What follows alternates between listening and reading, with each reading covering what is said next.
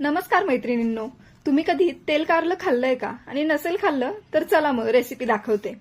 इथे आपण कारली 2 तासांसाठी हळद मिठाच्या पाण्यामध्ये भिजत घातलेली होती। त्यानंतर तेच हळद मिठाचं पाणी आपण उकडायला ठेवायचे आहेत। कारली साधारण 5 ते 7 मिनिटांमध्ये, जास्त पण शिजवून घ्यायची नाहीयेत, नॉर्मली उकडून घ्यायची की त्याचा कडसरपणा जाईल आणि नंतर ती कारली स्वच्छ पिळून घ्यायची। आता तोपर्यंत कारली उकडतात आपण मस्त वाटण बनवून घेऊया। इथे मी घेतलेला आहे खोबरं, लसूण, कढीपत्ता, कोथिंबीर, जिरे, मीठ, हळद, घरगुती मसाला, कांदा लसूण मसाला, मिरची पावडर आणि मीठ, चवीनुसार थोडासा गूळ घालायचा आहे की जेणेकरून त्याचा जो कडूपणा आहे तो निघून जाईल। आणि अशा पद्धतीने आता हे सर्व वाटण मिक्सरला बारीक करून घ्यायचंय। अशा पद्धतीने आता छान खोबरं आणि हे वाटण बारीक केल्यानंतर त्यामध्ये आपण भाजलेल्या शेंगदाण्याचा कूट घालून घेणार आहे आणि हे परत एकदा मिक्सरला फिरून बारीक करून घ्यायचंय। अशा पद्धतीने आता आपलं तेल कारल्यासाठी वाटण तयार झालेलं आहे। आता ही स्वच्छ छान उकडलेली कारली आहे ती थोडीशी पिळून घ्यायची। माझ्याकडून चुकून एक्स्ट्रा उकडली गेली, तुम्ही जरा कमी उकडून घ्या म्हणजे ही तुटणार नाही।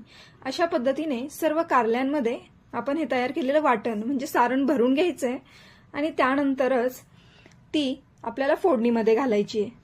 फोडणी देताना काहीही एक्स्ट्रा माल मसाला न घालता फक्त तेलामध्ये ही सारण भरलेली कारली घालायची आहेत आणि जे उरलेलं सारण आहे कारल्यांमध्ये भरून ते त्याच्यावरती घालून घ्यायचंय। छान असा पाण्याचा हबका मारून घ्यायचा आहे की जेणेकरून जे आपलं कारलं आहे ते पातेल्याला किंवा कढईला चिटकणार नाही आणि त्यामुळे ते करपणार नाही, यासाठी पाण्याचा हबका मारून घ्यायचा आहे आणि झाकण ठेवून साधारण 10 मिनिटांसाठी छान शिजवून घ्यायचंय।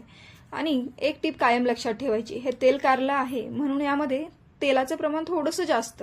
इथे मी साधारण 2 पळी तेल वापरलेलं आहे या कारल्यासाठी आणि हे साधारण 2 ते 3 कारली मी घेतलेली आहेत मध्यम साईजची। अशा पद्धतीने आता आपण छानपैकी हे कारलं शिजवून घेणार आहे 10 ते 15 मिनिटांसाठी। आता या कारल्याला आपण एक वाफ काढून घेतलेली आहे आणि आता हे छान परतवून घ्यायचंय।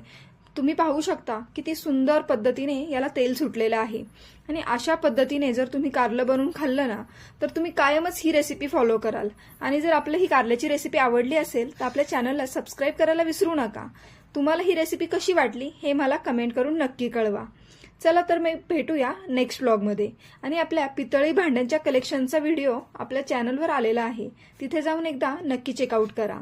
चला तर मग मी आता तुमच्या सोबतच गरम गरम जेवण करून घेते। चपाती आणि कारल्याची भाजी।